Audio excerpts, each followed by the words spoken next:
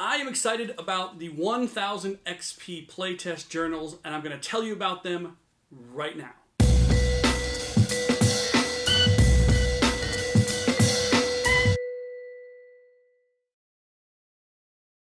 Hello and welcome to 5XP, where I talk about something I'm excited about in 5 minutes or less. And today I'm excited about the 1000 XP playtest journals.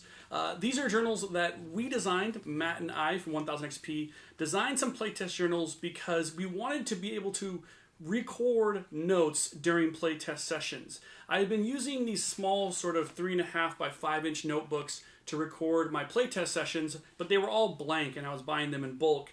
But I did a video recently on YouTube where I talked about some of my favorite design tools, and the fine folks over at scoutbooks.com saw the video, enjoyed it, the fact that I was using their stuff, and they reached out to me about possibly doing a custom book, and I was of course going to say yes because that sounds amazing. So we basically built these playtest journals custom for the purpose of game design. So I tried to think of all the things that I would want in a notebook in order to kind of go through and do playtests. So we started with the front page, which was of course a spot where you can put the games you're working on, your name, and some dates if you like. Something that Daniel Newman, my friend from Twitter, told me about was he took these sort of small 3.5 by 5 inch notebooks and he throws one in every single prototype he does. And that gave me some ideas, and so I started doing it. And so I kind of think of each one of these books as an individual book that would work for a specific game. So I could write down The Last Garden here, throw it in the Last Garden prototype box, and I always have the notes ready to go. On the inside, we made a spot for the table of contents. That's mostly something that I learned from bullet journaling, actually. If you don't know anything about bullet journaling, Google it. It's pretty amazing. There's a lot of people who have some cool sort of journal hacks in there. But a table of contents is something that I thought was really interesting. So the way that we use it is we have a blank spot for contents, and then you can think of things that you might want to record. Say, for example, all the games that you play with children under 10. You could make a spot in your contents portion that says children under 10, and then you just simply write the page number associated anytime that you take one of those tests. So for example, it might say children 1, 3, 12, 14, so on and so forth. I think table of contents in journals are really cool, and that's one of the reasons why we numbered every single page in the book, is to make that easier.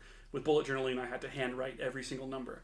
Below that, I do a legend, and the legend is basically if you're finding yourself taking a lot of the same type of notes. For example, you're taking notes on the graphic design or the layout of cards or something like that, and you want to highlight those notes so at a glance while you're flipping through your book, you can find all the tidbits about those things. You can write a legend and make like a symbol that's associated with whatever type of note that would be. So I put a spot in there as well.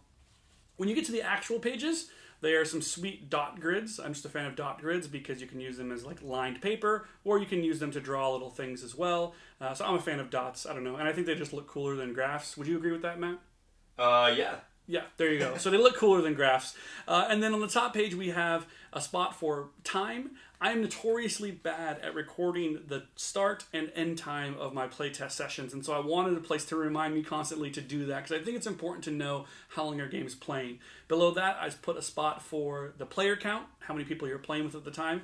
And at the very top, I put a section for goals. And I think goals are really important to think about when you're doing playtests. Something that we've talked about on Board Game Design Time before is the fact that when you're running a playtest, you want to make sure that you have a goal in mind so you're not wasting your time or your playtester's time. So I put a spot for goals there to remind me of what I'm looking for during a playtest. When I'm taking notes or observing the players, I can glance up at that and remind myself of what it is I should be noticing or trying to notice when we're going through. The book is about 32 pages. We're actually selling it right now on 1000xp.com/journal. You can buy sets of 3 of them for $10. And it's just something that we thought was really neat. We were going to make it for ourselves, but it turns out that a lot of people really were into them, and so have been purchasing them as well.